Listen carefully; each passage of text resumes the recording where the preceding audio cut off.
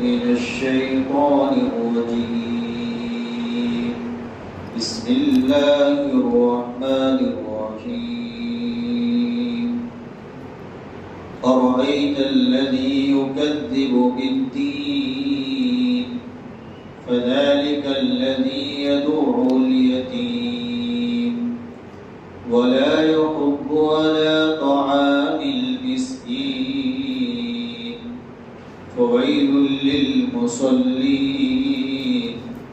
الذين هم عن صلاتهم ساهون الذين هم يراءون ويمنعون الماعون.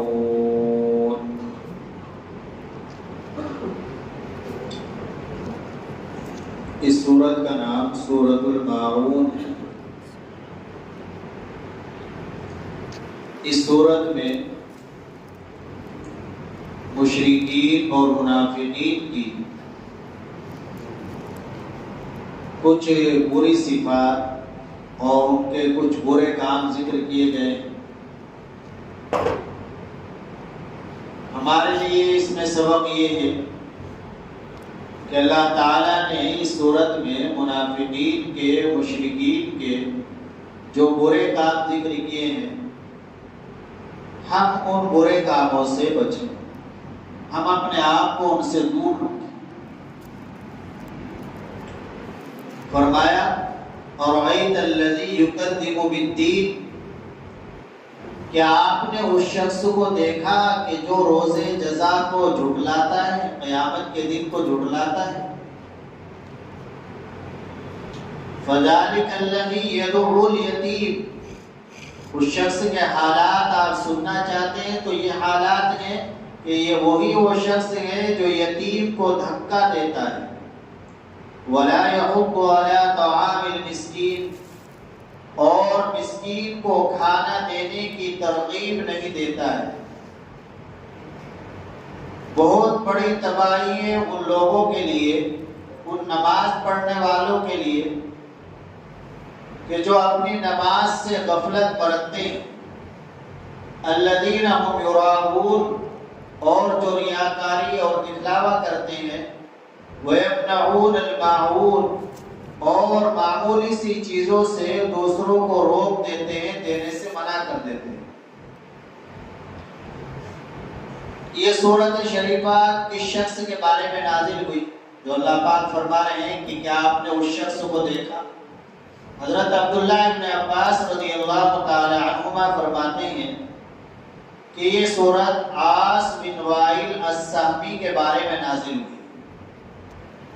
یہ جو بری چیزیں بیان کی گئی ہیں اور برے افعال بیان کیے گئے ہیں، یہ سب برے افعال عاص بن وائل السہمی کے اندر پائے جاتے تھے، اسی کے بارے میں یہ سورۃ شریفہ نازل ہوئی ہے۔ اور بعض مفسرین فرماتے ہیں کہ یہ سورۃ شریفہ ابو جہل کے بارے میں نازل ہوئی ہے۔ تفسیر کے ایک امام ہیں، امام سدی، وہ فرماتے ہیں کہ یہ سورت ولید بن مغیرہ کے بارے میں نازل ہوئی ہے۔ اور ابن جرید فرماتے ہیں کہ حقیقت میں یہ سورت ابو سفیان کے بارے میں نازل ہوئی ہے، اور واقعہ یہ پیش آیا تھا کہ ایک مرتبہ ابو سفیان کی عادت تھی کہ ہر ہفتے ایک اونٹ کاٹا کرتا تھا، ایک اونٹ ذبح کرتا تھا۔ تو ابو سفیان نے ایک مرتبہ اونٹ ذبح کیا، ایک یتیم بچہ گوشت لینے کے لیے آ گیا تو ڈنڈے سے اسے دھکا دے دیا۔ اس پر اللہ کی طرف سے یہ سورۃ شریفہ نازل ہوئی۔ الغرض تمامی واقعات ممکن ہے پیش آئے ہوں، اصل کسی کے بارے میں نازل ہوئی ہو، لیکن اس صورت میں جو افعال بیان کیے گئے ہیں، جو کام بیان کیے گئے ہیں، ہمیں ان سے بچنا ہے۔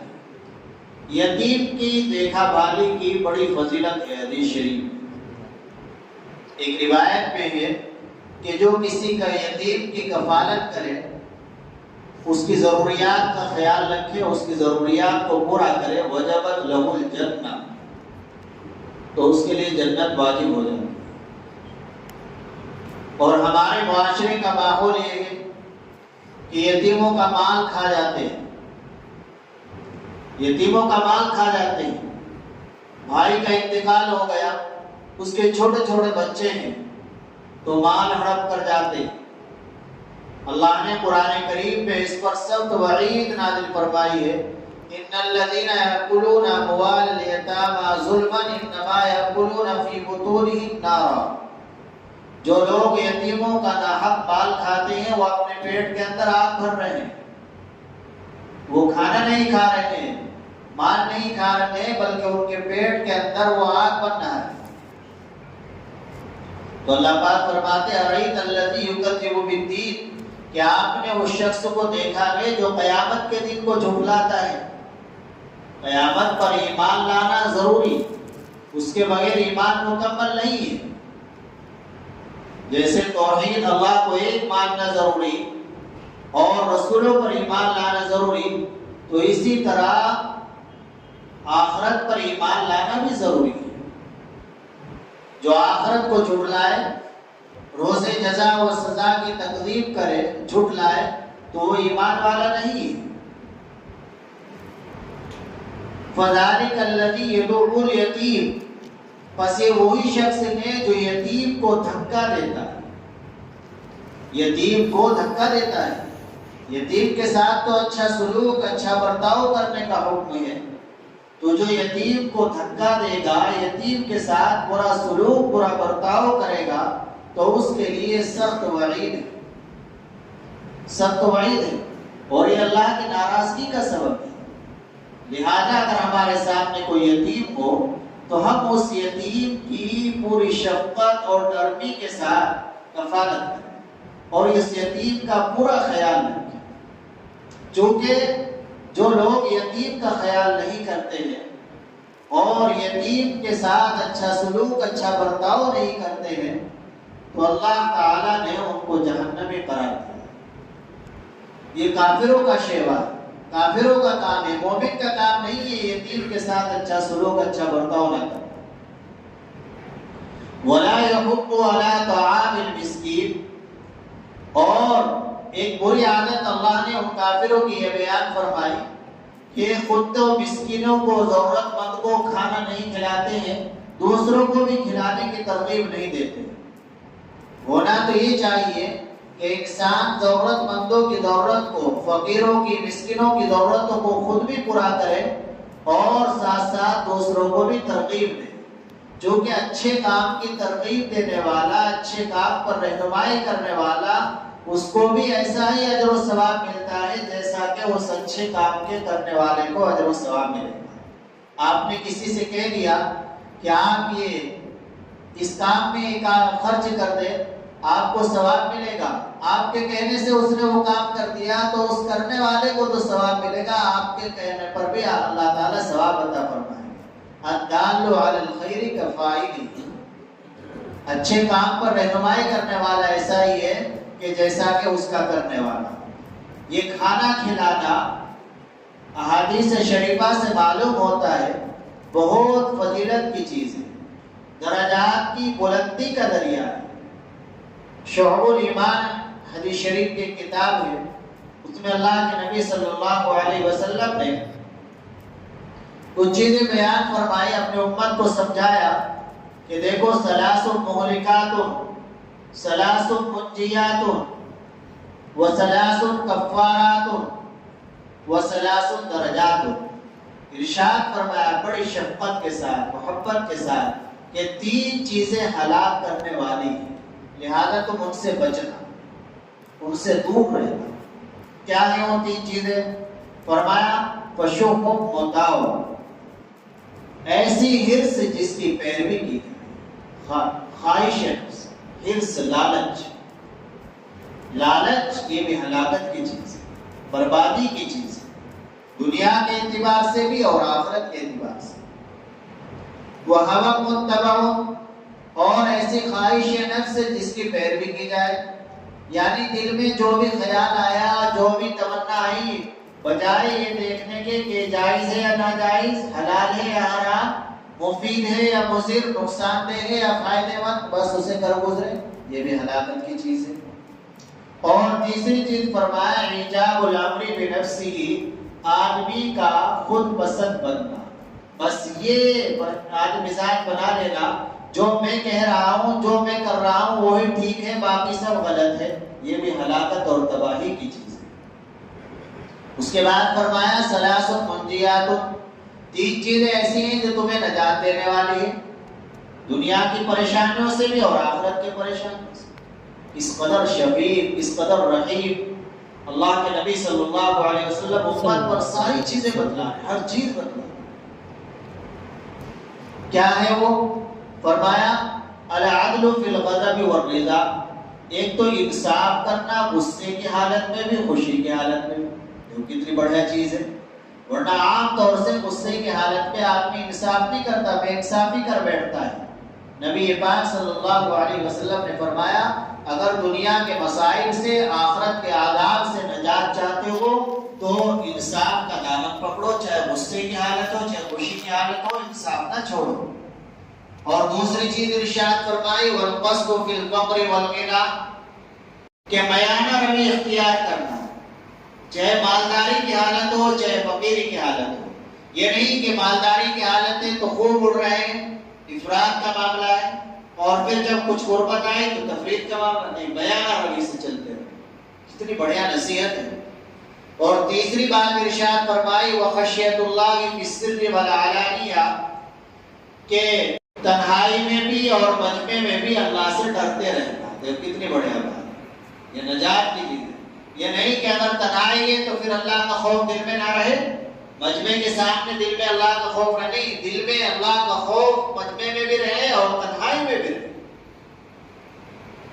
چلو نجات مل گئی پریشانیوں سے، پھر شفقت دیکھے آگے فرمایا تمہارے سے زندگی میں کچھ گناہ ہو ہی جاتے ہیں تو ہم ایسی چیز بتلا رہا ہوں جس سے تمہارے چھوٹے موٹے سب گناہ معاف ہوتے چلے جائیں۔ تین چیزیں ایسی فرمایا ثلاث کفارات، تین چیزیں ایسی ہیں جو گناہوں کے لیے معافی کا ذریعہ ہے، گناہوں کے لیے معافی کا ذریعہ ہے۔ کیا ہے وہ؟ اسباغ الوضوء علی المکارہ، مشقت اور تکلیف کے باوجود وضو مکمل کرنا۔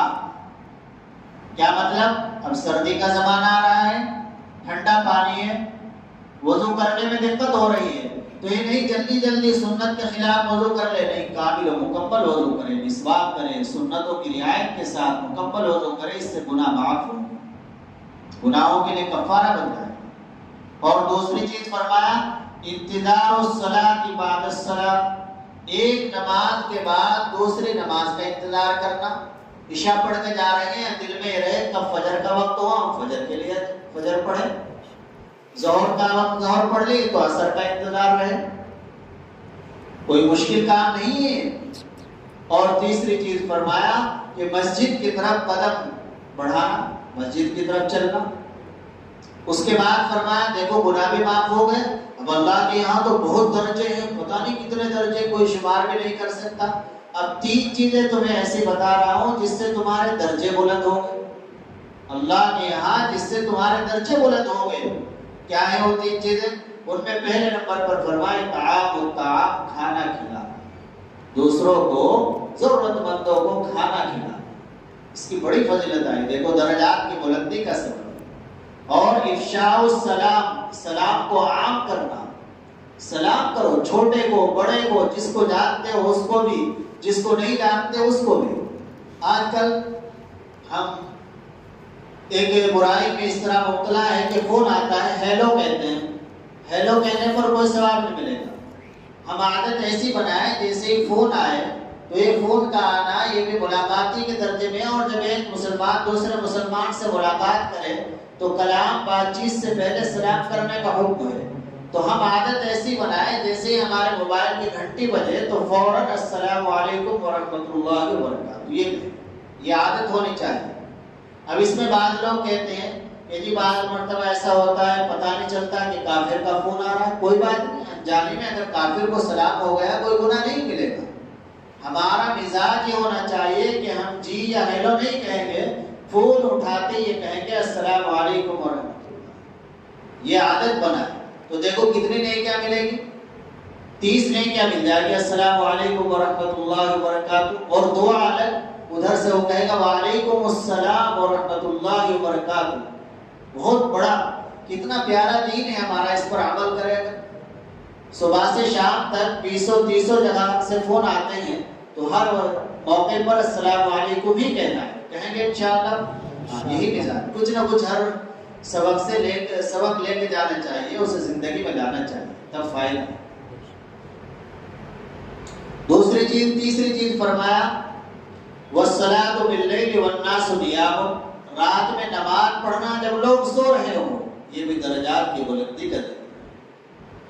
تو یہ اس میں سنایا میں نے آپ کو ولا يحض على طعام المسکین، کہ اللہ نے یہ کافرین منافقین کی خصلت بیان کی ہے کہ وہ خود تو دوسروں کو کھانا کھلاتے ہی نہیں، دوسروں کو بھی کھانا کھلانے کی ترغیب نہیں دیتے، خود بھی کھلائے، خود بھی اچھے کام میں خرچ کرے، اور دوسروں سے بھی کہتا رہے اللہ کے لیے، اللہ کے لیے۔ ان کو بھی ثواب ملے گا، دینے والوں کو تو ملے گا، آپ کو کہنے کا ثواب مل جائے گا، ترغیب دینے کا۔